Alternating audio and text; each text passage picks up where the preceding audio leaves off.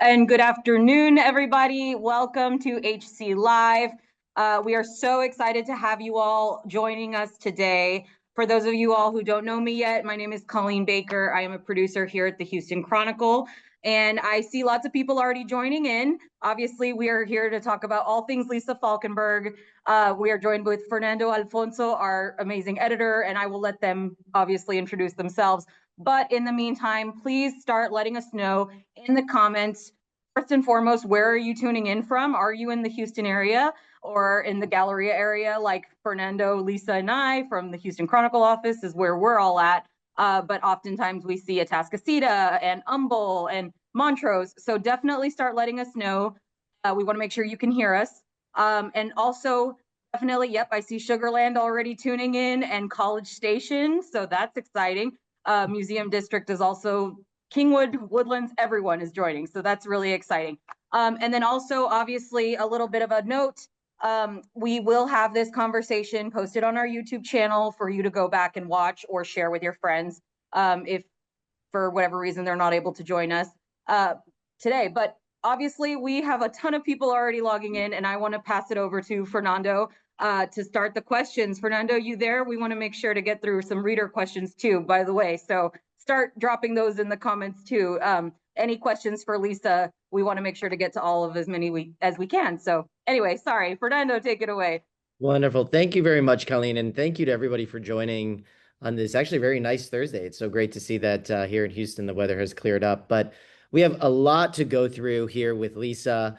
I'll forego a lengthier preview of who I am, but I'm Fernando Alfonso. As Colleen mentioned, I'm one of the managing editors here, specifically for news.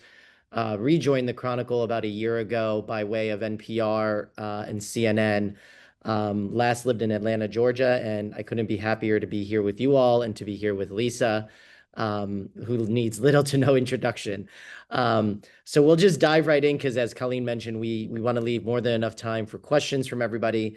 I have questions myself, but I'm not even sure if we'll be able to get through all of them. But I want to start off with the big news this week. Lisa, as at the helm of the editorial board, won a Pulitzer Prize, making 3 for Lisa. And I wanted to start off by, again, acknowledging how, Lisa's work, her own columns had led to grand jury reform, and then 2 Pulitzers as part of the editorial board for tackling voter suppression and the dangers of stopped trains in Houston, which was the most recent work that earned that distinction.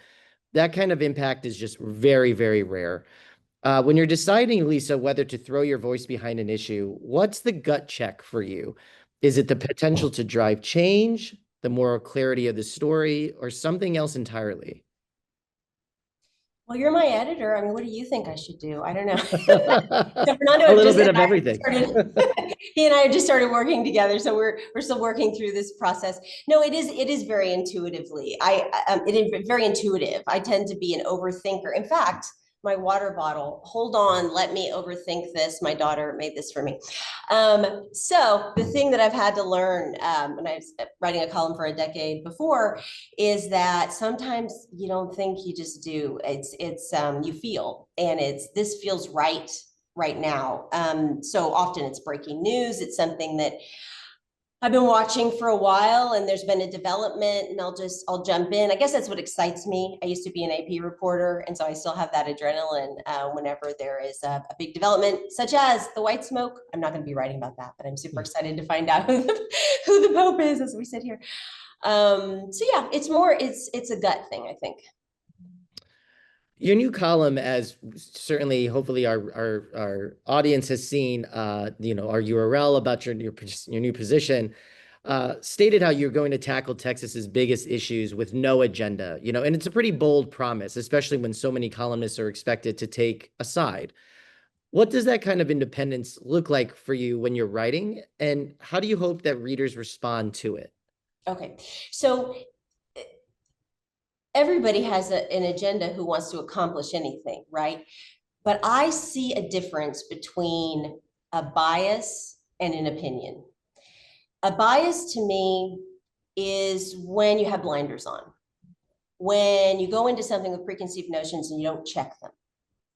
And so I think I've actually gotten better at checking my preconceived notions, being somebody's, the boss for the past 7 years, because I've had, a lot of really great writers, dedicated journalists who have had to walk through that process.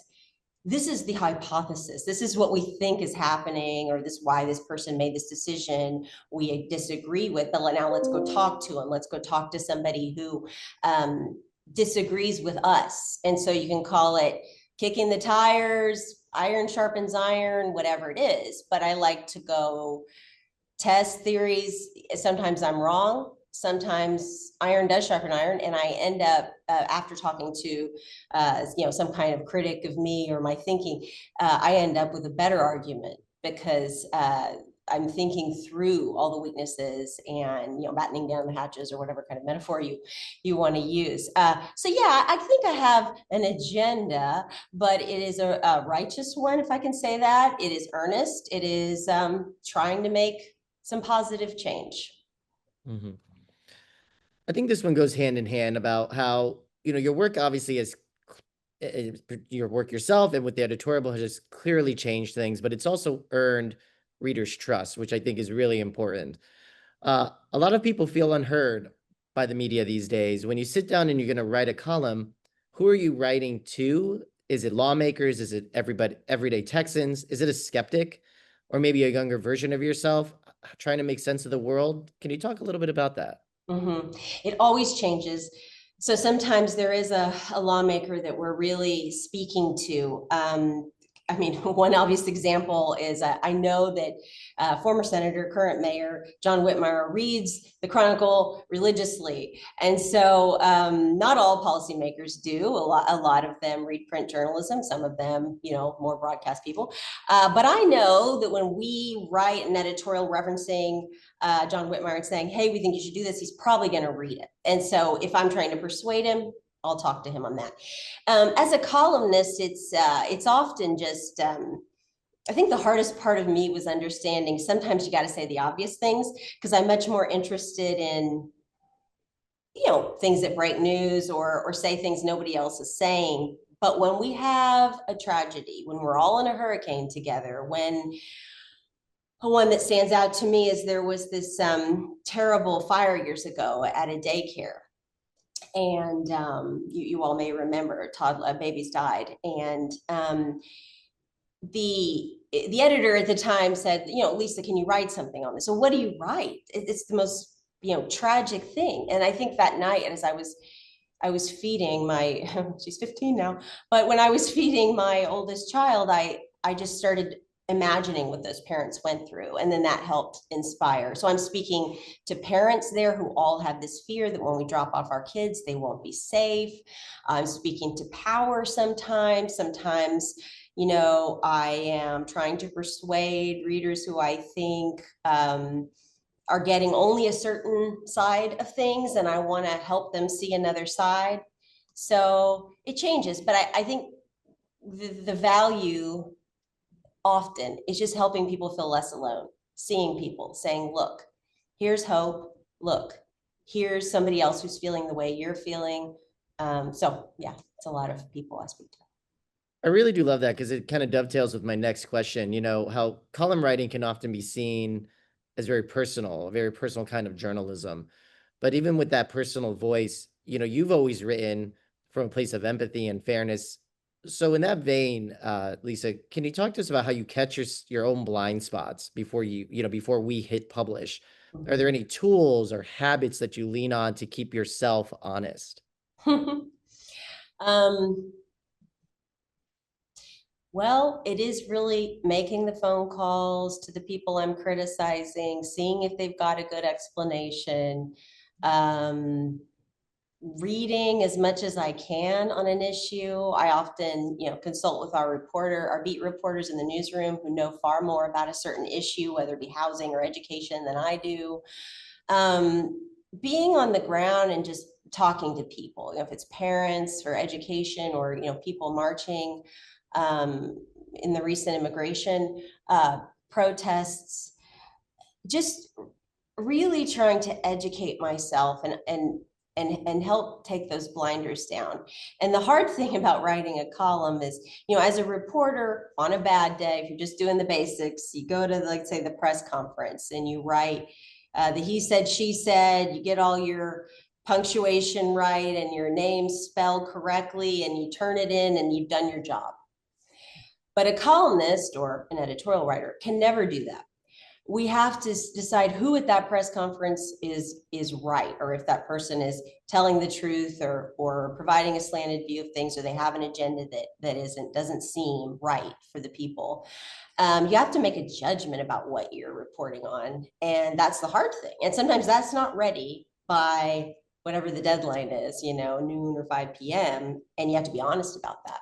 It's not responsible for me to write this thing that my editor thinks I'm going to write, so I've got to pivot.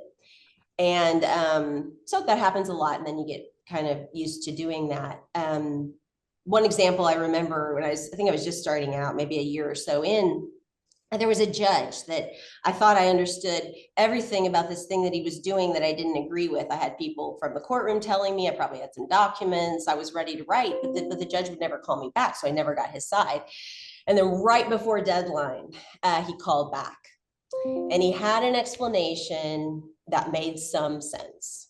And so as a reporter, I could have written it. But as a columnist, I did not feel strongly enough that he was doing something wrong to write it. So I had to quickly pivot and find something else to write for the next day. You said in your, the goal of this column is to speak to Texans, not just folks in big cities or on one side of the political aisle. What do you think is most misunderstood about Texas by both insiders and outsiders? And what kind of stories do you think Texans really need to hear more of right now? Mm-hmm. Outside of Texas, I think people look at at who we elect, for instance, in Austin, and think that that's how Texans think, when it's really not. I mean, it's a very small population, and I don't have the current figure, something like 2 to 5% of Texans who choose the statewide leadership. Why? Because those are the people who show up for the Republican primary. And by the time we get to the general, the contest is over. So that's who's choosing. So if you look at the public opinions on, let's say, vouchers, or let's say, abortion or family planning, Texans are much more, they have much more common sense. They're much more middle of the road. They're much more moderate in their thinking. And so I guess I wish people outside of Texas understood that. And, we have big cities that have more mixed leadership, or, more Democrats in charge. And then that kind of tempers a bit the influences in Austin. What was the last part of that, Fernando? I talked so long. No. Yeah, again, what kind of stories do you think Texans really need to hear more right now, basically? Yeah. Mm-hmm. I mean, I do think, that there are some narratives that, that just aren't getting enough, attention. I mean, we do have to understand, for instance, in Houston, what the school district is getting right in this reform that's going on, and what we're getting wrong. We have to understand on criminal justice, there is some merit to calling for a reform in expanding who can be denied bail in this state. There is some merit to that. And so I think a lot of people just, hear that Abbott's saying it, or, some Republican they don't like is saying it, and so they reject it. But I guess I really like pointing out the merits to the arguments that people they think they know the story. They think they have a position, but there's a lot of nuance there that they don't understand. And so we all know that the issues that are super important in this state, immigration, everybody wants a border that's secure, but many of us are really appalled at the cruel way it seems to be being carried out. Many of us who disagree on a lot of things still support the Constitution. We still believe in due process. We still believe that the rules matter. And so when we see some of those being pushed by the wayside for a certain agenda, that's problematic. I really do appreciate that you mentioned, abortion, family planning. Just, I want to take a kind of a broader look at how Texas really has some of the highest uninsured rates in the country, if not the highest. And we've certainly seen that effect play out in ERs, through maternal health, and rural hospital closures. Healthcare can be such a data-heavy, policy wonk issue, as we're all well aware. How do you think a columnist can cut through all of that? How can you cut through all of that and really make people feel the stakes here? Yeah. I mean, you tell the personal story. You've got the statistics in there. You've got the trends represented, with data, but you find somebody who's in that situation and you tell their stories. I mean, years ago, we had an excellent health policy reporter. I forget exactly her title, but Jenny Deem, and she was looking at the insurance companies and some of the ways that they were piling on the profits and they were denying coverage to a lot of people. It was really troubling. And so she found, and I found, in response to her work, cancer patients who were finding that they were being separated from their doctors or their treatments being denied in the middle of a cycle. And those people who are willing to tell their stories help us illustrate for other people the stakes. I think I'd like to recognize ProPublica. I mean, they just recently won a Pulitzer for a lot of their work describing how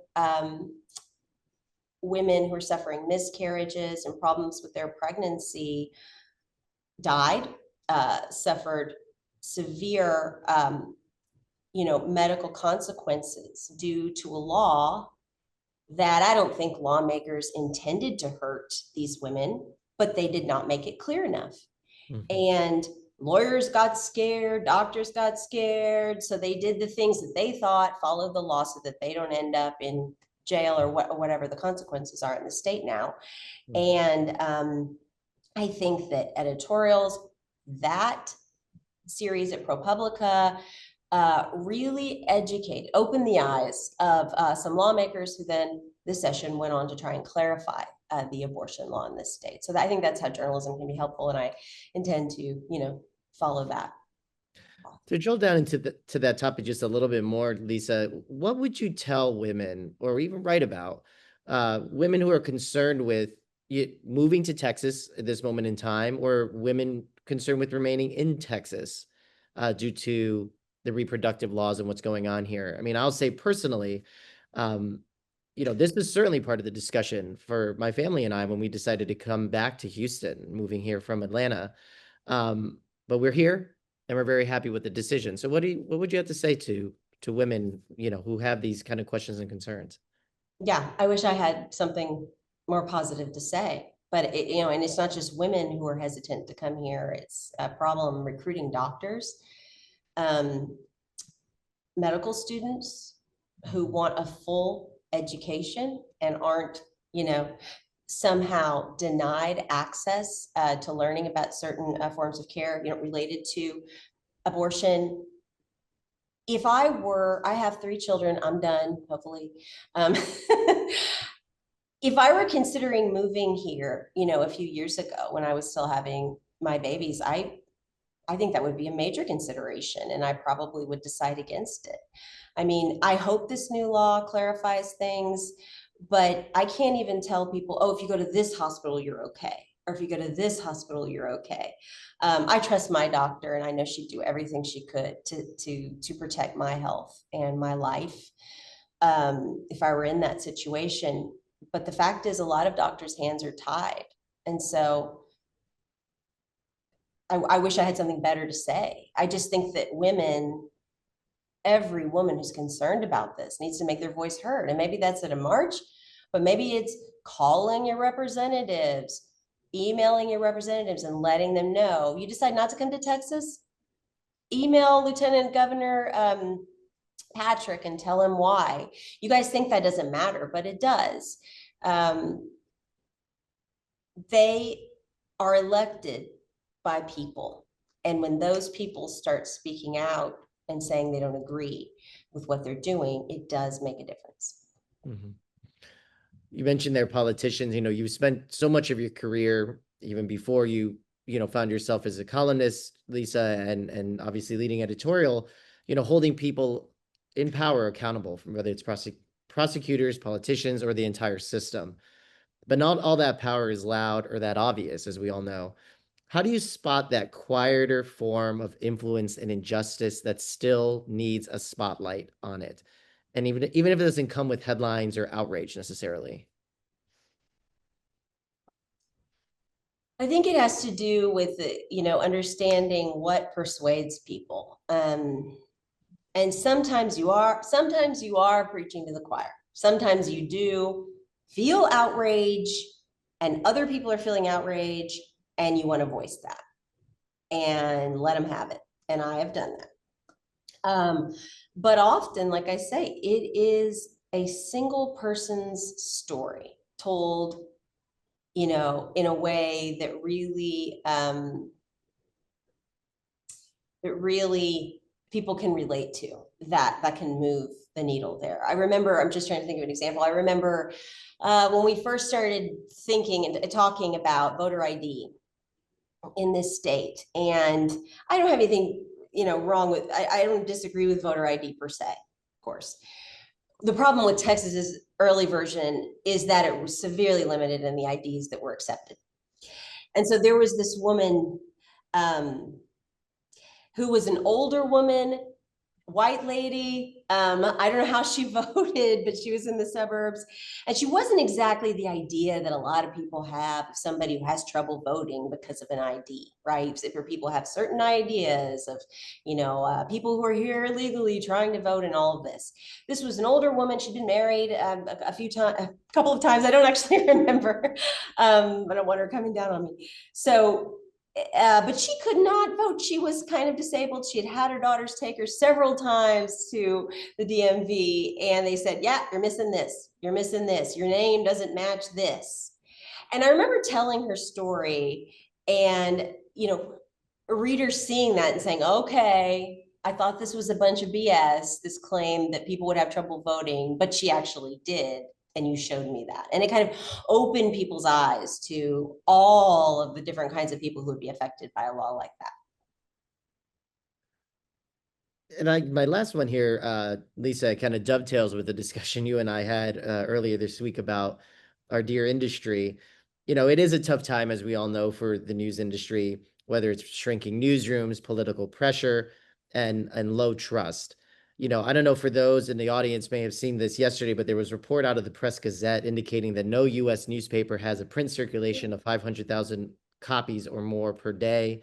And granted, as we all know, most Americans get their news from a smartphone, from a computer, something to the tune of 86% now, which is according to Pew Research.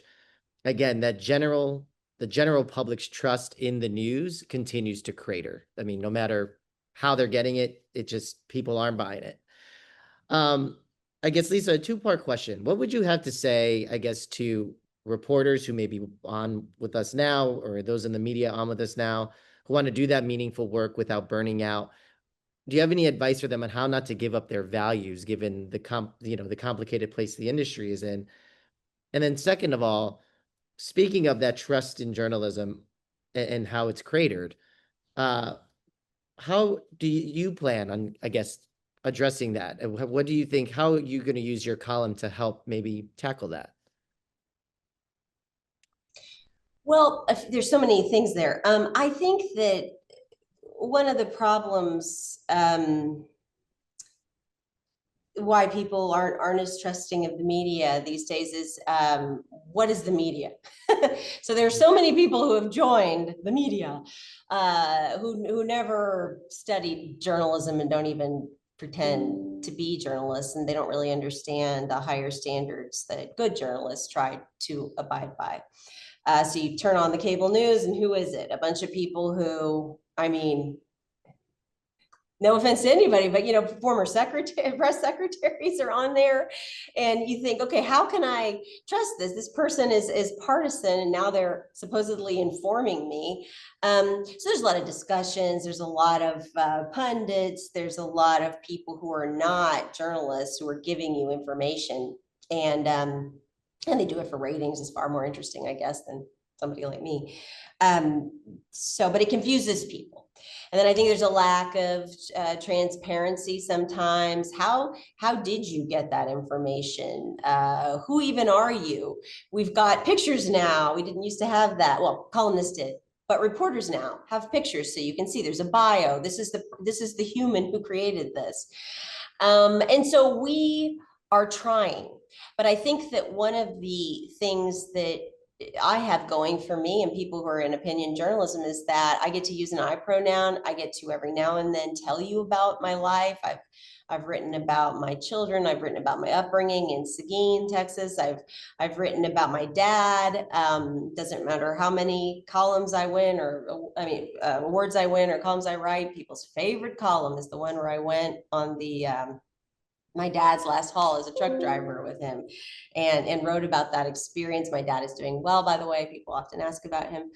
I think that to the journalists out there, to get to that part of your question, Fernando, I think, it's hard. I'm not going to say it's not hard. And my former staff, we would always joke, it's like, it's okay to cry here. I think it's one of my proudest contributions to the editorial board. Yeah, we can cry. There's some really sad things that we cover in this industry. You're covering children being mowed down by firearms at school. You're covering, women who can't get the health care that they need to have, to complete healthy pregnancies. You're covering politicians who are often very jaded and play games, and then we stop trusting their motivations. And so I don't know, I'm not going to pretend like that doesn't have an effect on me. It does. And I think what helps nearly every time is for me to turn my attention to something I can do, something I can accomplish. So when I get really down about the national state of politics, I think, okay, locally, what could I do? Is there a, criminal justice bill? Is there something on education? I mean, look at Mississippi. I was just telling Fernando the other day how exciting it is that the strides in literacy being made there. Well, let's look at what they're doing. Can we do those things here in a city where 1 in every 4 people is functionally illiterate? I mean, I like finding people. What is it Mr. Rogers said? When there's a big problem in the world, when there's a horrible disaster or something happens, look for the helpers. And so I love those stories. I love finding people who are trying to make a difference in the world. And I kind of get onto their coattails and say, hey, let me follow you. Let me tell your story. And that's what keeps me going. Well, Lisa, I'll have one follow-up in a way, coming back to, and gotta love live events like this. As you may have noticed in the chat, we do have a new pope. It is the first American pope in history, from Chicago, Robert Francis Prevost, taking the name Pope Leo. So in real time, I don't know what that means to you, but it's certainly a little bit of chatter there in the chat about that. So. No, that's super exciting. I look forward to, reading about him and understanding. I mean, this person, those of us who aren't Catholic sometimes forget, but this is what, 1.5 billion people in the world that he in some way represents or influences. And so I think that many of us who mourned the passing of Francis just had so much respect for humanity and the dignity of every person. And even, regardless of how you feel about abortion rights, about the death penalty, to me, when somebody has some consistency in beliefs, when they have a consistent, less hypocritical view, that there's a reason to respect that. And so, yeah, I'm eager to find out more. Great. Thank you, Lisa. I think Colleen, back to you. Yes, absolutely. Thank you guys. We have a ton of people watching live that have a lot of concerns, topics, questions, everything. So I'll jump right into it. The first person, Charles, is just, first of all, giving you some really great credit, Lisa. They're welcoming you back as a columnist. And he says, your column is my favorite section, and I truly appreciate the way you present strong, thought-provoking, factual insights. Thank you for your leadership, and congratulations on your third Pulitzer. What an incredible achievement. Thank you. That's from Charles. And then actually, we have someone named Mark who sent in this question early, more of a little personal anecdote. He wanted to thank you ahead of the webinar. You let his daughter, Allie, a UT journalism student at the time, shadow you at the Chronicle quite a few years ago, and he's never forgotten the kind gesture. So he also has a question. He wants to know what really attracts you to a story, sort of, I guess, initially, what draws you to it. Well, tell Allie I said hi and let me know how she's doing. There's so many great journalism students who've, come and tagged along and helped me with things through the years. So I appreciate that interest. Like I said, it's really a gut. I look for, people come to me all the time with ideas. Please keep doing that, because I need to rebuild my my files of ideas. But I say, do you have proof? Do you have documents? Do you have somebody on tape? Is there a public meeting I can watch? Is there a records request? So it's like the evidence, the substance, is that there? Somebody willing to talk on the record? Is it a subject that people really care about? I mean, these days it used to just be whatever I thought, my judgment or my editor's judgment. But now we actually have data. I can go and Google and look at analytics and see, oh, people are really searching for this. I think my editor, I wasn't inclined to kind of do a lot of reporting on measles at first, but he was saying, Lisa, people are really interested in this subject. I get kind of frustrated with people on the vaccination issue. And so that's when I was inclined to kind of, I wasn't on the top of my list, but Fernando was smart and said, look, people are super interested in this. Just dig around, see what you can find. And, we've got a great resource in Dr. Hotez here in Houston. And I guess I hadn't quite realized that he had these long conversations with RFK Jr. years ago, trying to talk to him about vaccinations. And so that was so interesting to learn about from that perspective. And I've just been talking with, parents who are wary of vaccinations, why that is, if anything could change their mind, what would it be? So I don't know. I'm kind of like this, what did I say the other day?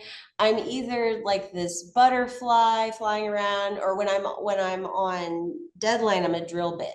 So I'm a butterfly or a drill bit. But most of the time I'm a butterfly, and I was saying, oh, that's interesting. What's that shiny thing? Oh, what's going on over here? And I have a list probably 200 long now of things that, but the best ideas are the ones that come from readers, because they are ones that come from your real life, and other people are probably having similar experiences. Yeah, and we had a reader watching right now, Dee Dee, who's saying she wants to know if you would cover increased book censorship or federal Congress. Do you plan on covering either of those, or are they already on your radar? Yeah, I do think there's so much happening in Texas, and there's so much happening in Houston, such a big place, that I think most of as it was in my earlier time writing a column, most of my emphasis will be here in this state. But obviously here in this state, as you mentioned, we've got a lot of issues with book censorship. And again, I mean, you might not like this, but I do see some nuance in that area. I did see some books that I would not want on the shelves that had some really disturbing images. And I think what happens when the media doesn't report on that, doesn't acknowledge that truth, is that it lets the disingenuous people come along and say, all these books are bad, all of them should be banned. And I think that it's the duty of the media to acknowledge when there's a point on that side, and then say, but you have no other points. There's no reason to ban, I'm just thinking of the ridiculous list of, Anne Frank. I mean, there's no reason to take it as far as they have, but I think sometimes they take it so far because people don't trust the media because we're not acknowledging basic kernels of truth in their arguments. And so that's one of the things I want to do. Absolutely. Gary wants to know, what is a moment where you were challenged and had a chance to change someone's mind about a topic that you've written about?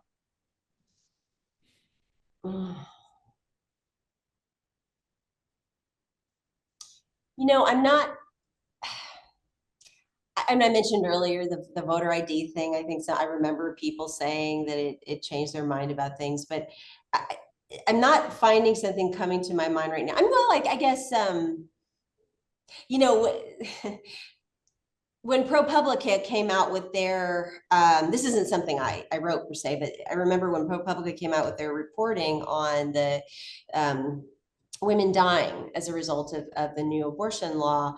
I remember I sent that one of the pieces to Dan Patrick, and I said, I don't need a response to this necessarily, but I just want you to read this. I don't know if he would have read it otherwise, maybe so, but he did. And then he sent it to the Senate author, who at the time, author of the law.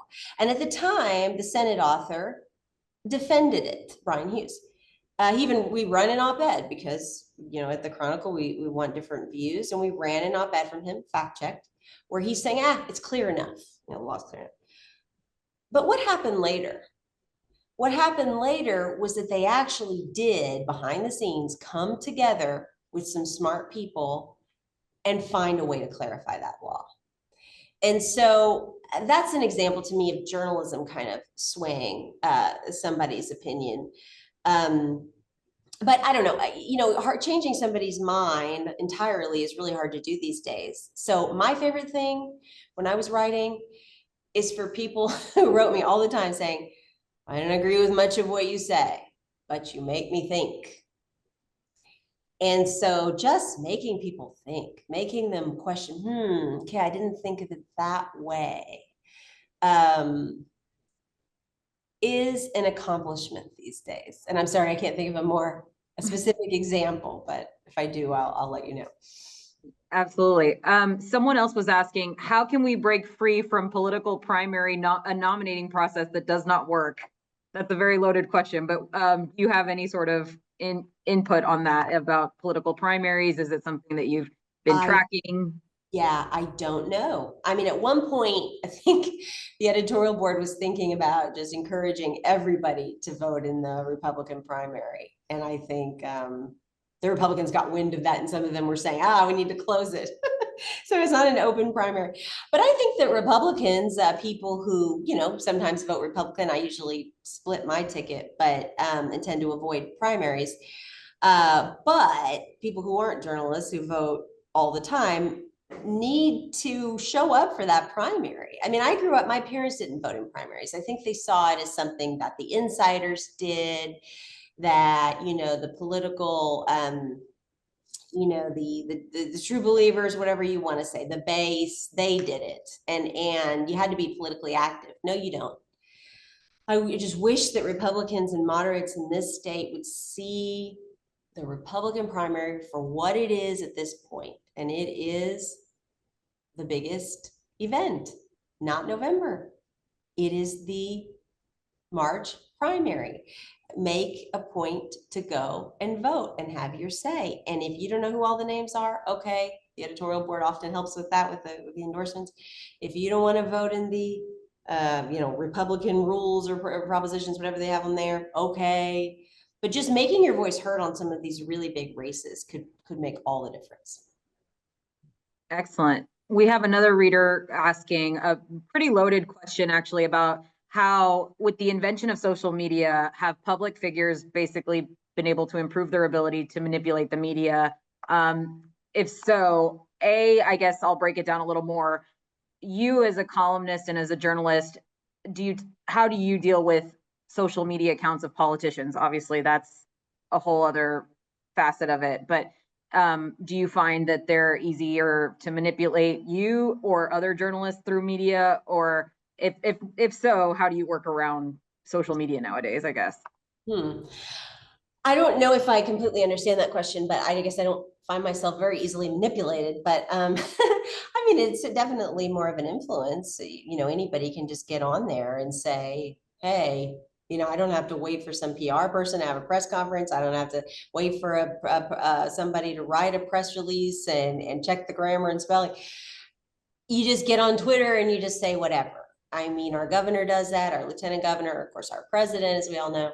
And so they have more influence. I think their voices are louder. And I think that's probably a good thing, that we're more aware of what they're thinking. You know, if you've got if you've got a social media company that is manipulating, you know, your feed, your results, what people see, what they don't see through algorithms, and they have a certain agenda, not to name anybody, then that's a problem. The actual communication is not a problem, is what I'm trying to say. The actual platform existing is not a problem.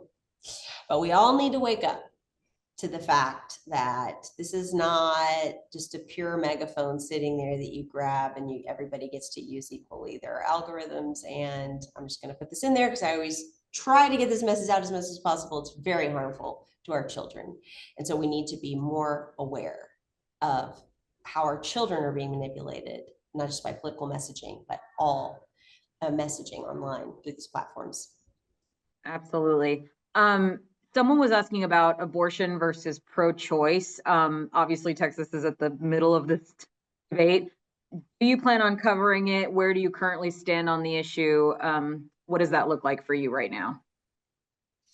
Well, I mean, it's not a hopeful situation we're in terms of, you know, having safe, you know, access, making it accessible and having safe access to abortion services.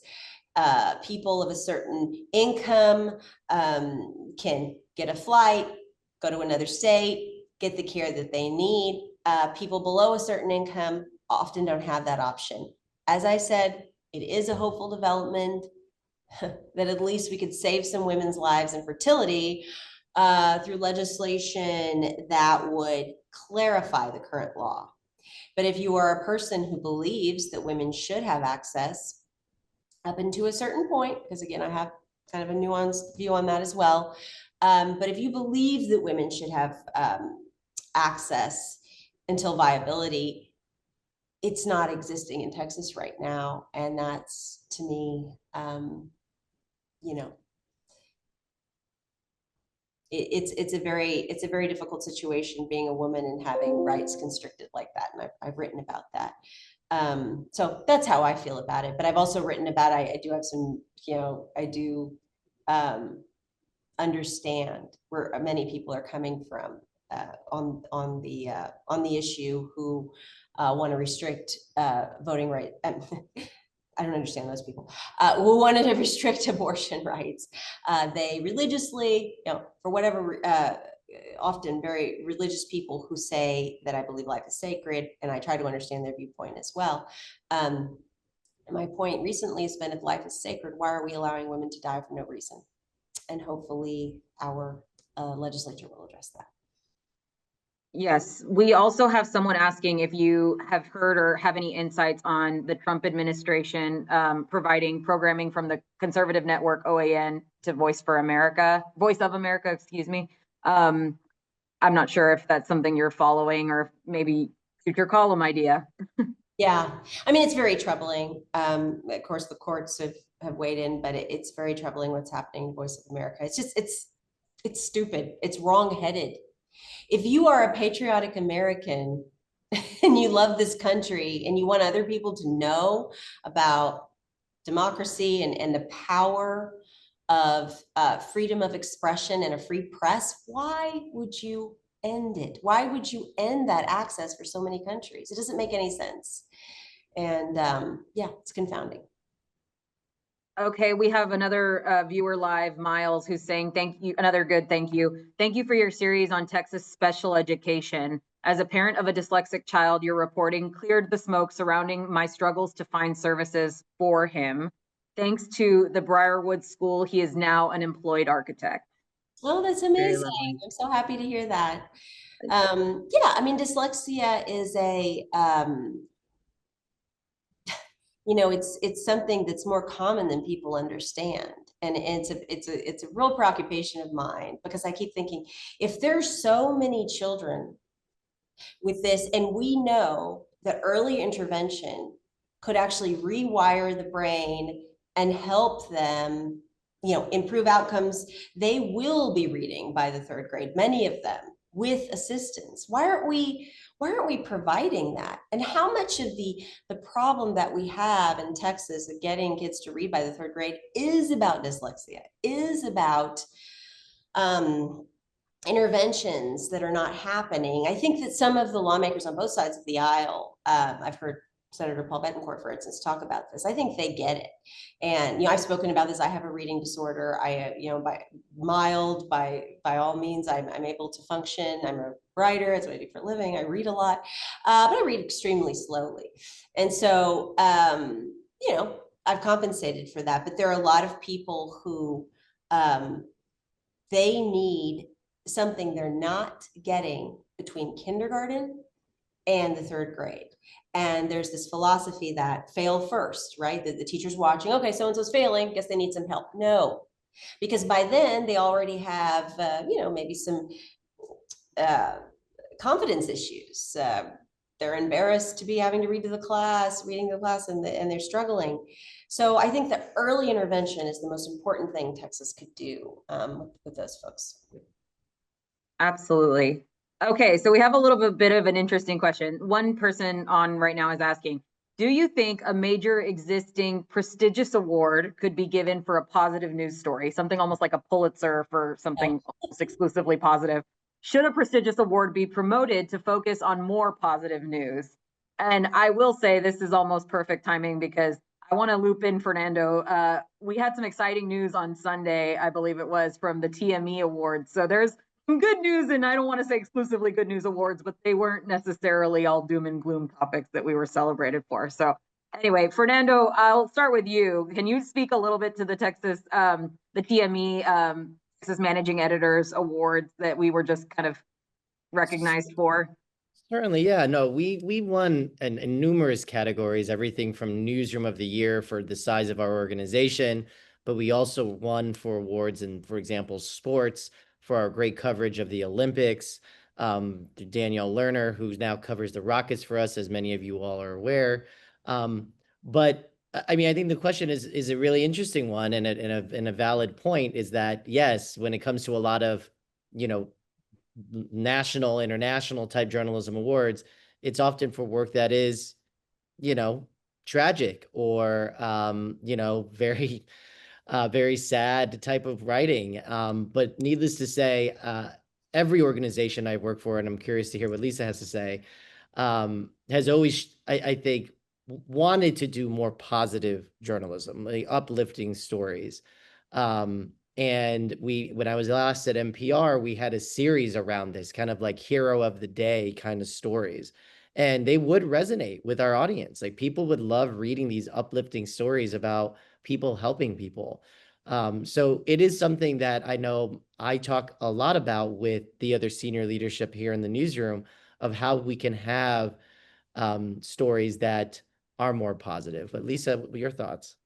Yeah, I think the thing that people misunderstand sometimes about journalists is that we don't write about negative things because we're just unhappy people or we like to criticize or that's how you win awards. We write about negative things because those are the things that need fixing. Those are the things that need a positive outcome. So it's a positive outcome that we are, searching for. And I always say, you talk about bias in the media, there's plenty of bias. And the first kind of bias is toward negativity. But we write about we don't write about the planes that land safely. We write about those that don't. Why? Because there's novelty in that. We're about what's new, what's now, but also you have this idea that if you write about these problems, people will be educated about them, somebody will take action, and they may be solved, they may be addressed. And so, in fact, you know, I've judged the Pulitzer several times and, you know, different contests, and often in these categories, one of the things that you're supposed to take into consideration is whether or not any change did come from the, you know, quote, doom and gloom pieces that you're judging. And so these are hard sometimes, I get it. These are hard to read. You open your paper, you see all of this negative information, you know, your headlines are constantly negative. But maybe it'll help if you guys try to see it as where is the problem, but what is the solution? Where's the helper? Who's working toward that? And I think, you know, as a columnist, whenever I would write about a family that had an issue they were trying to get help with, and they actually did get help. You know, once I wrote about a girl who had she was a rape victim who was in foster care. She'd been abandoned, and a judge took her baby because she was too young, he thought, to raise it. Nope, that's illegal. So I kept writing about it until that baby was back in her arms. Same thing with some wonderful foster parents who had complained too loud about some abuse that they thought was happening outside of their purview to a child that they wanted to adopt. The child was taken away. Both of the children that they had in their home were taken away unjustly. And I wrote about that until they got their babies back. And not babies anymore, teenagers now, nearly teenagers.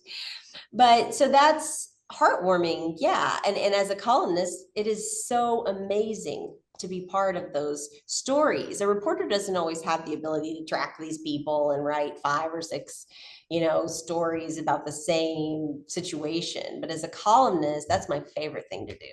It's to let the readers know what progress is being made on these things that I'm reporting. So the positive award is going to now be known as the Falkenberg Award. I'm putting that out there. Okay, so we have Garrett asking, what is the most misunderstood issue that you've encountered from everyday folks, and what do you think is causing the disconnect? I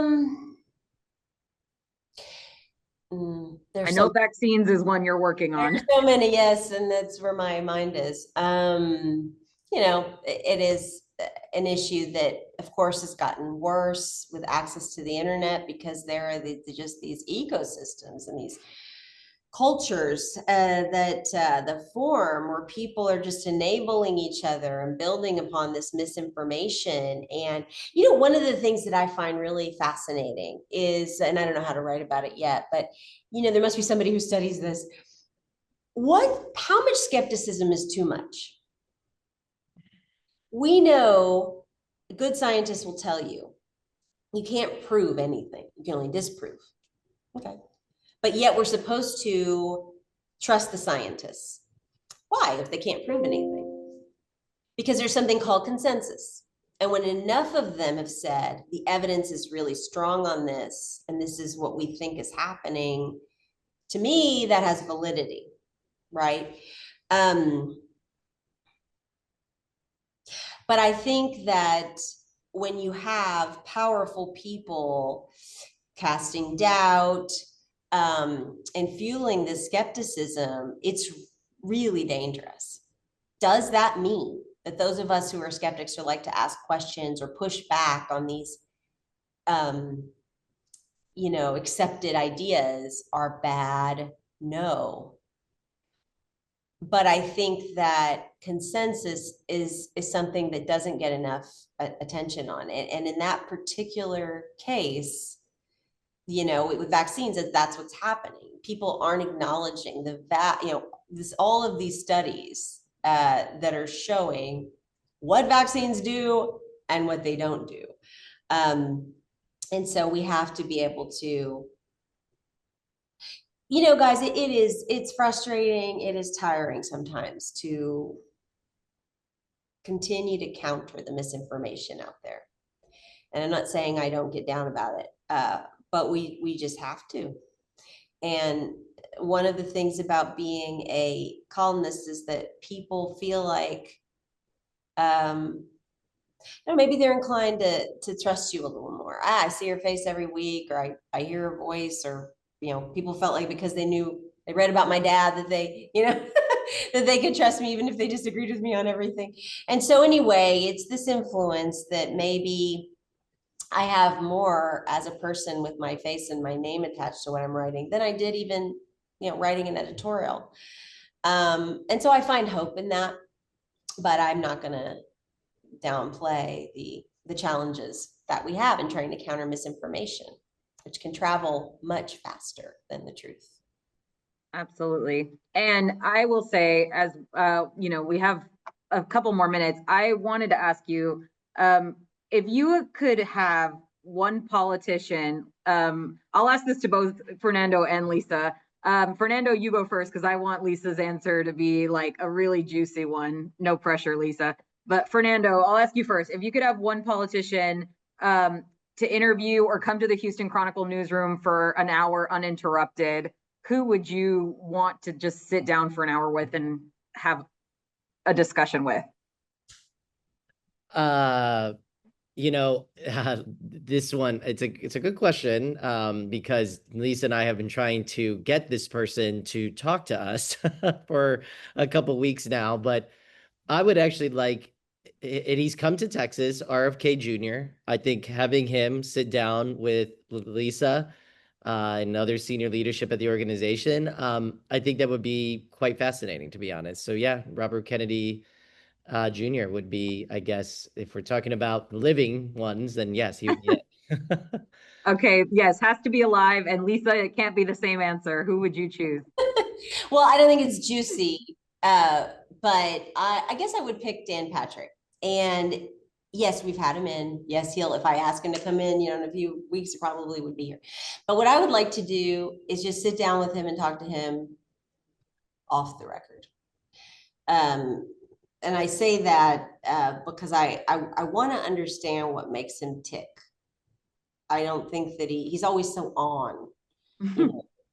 He's very good, having been a radio presence for so long, and he anyway, I just would like at some point to sit with him and just be able to ask all the questions I want to ask, and then put some on the record later. But first, just have this like really back and forth to try and understand where he's coming from on some things. Because I know he's got his agenda. There are things he wants to accomplish politically. But I find his ideas about things really interesting, and I want to know where he's coming from on a deeper level. Excellent. All right. Well, there you have it. RFK and Dan Patrick. That's the call to come and join us at the Chronicle. But no, in all seriousness, we also have Jessica, one of our readers right now, just congratulating you, Lisa. She says, congratulations to Lisa and the rest of the team for their Pulitzer. Obviously, the compliments keep flooding in. Thank you all. I know we're about time. So thank you all to everyone who submitted a question. Thank you to Lisa, obviously, and Fernando for their time. Thank you all for joining us. Obviously, again, this conversation will be up on YouTube on our Houston Chronicle channel within 48 hours. We try to get it up really quickly, so stay tuned for that. And then also, we have a lot of really big HC Live events coming up. Obviously, Lisa was one of the first big ones for the month of May. I can't believe we're in May. But we also have a big one with Mike Miles, obviously the superintendent of HISD, coming up. We also have an interview coming up with Sheriff Ed Gonzalez. He's going to be talking about all things crime in Houston. So obviously, everything is on the table. We also have school vouchers coming up on HC Live and how to buy a Houston house. If that's your current thing, we've got it for you. So tune in. Obviously, we do these every week. Follow us on the HC Live newsletter if you have not already. Look out for Lisa's new column. It's coming down the pike, and we are so excited. Thank you again, Lisa, Fernando, for the time, and thank you to everyone for tuning in.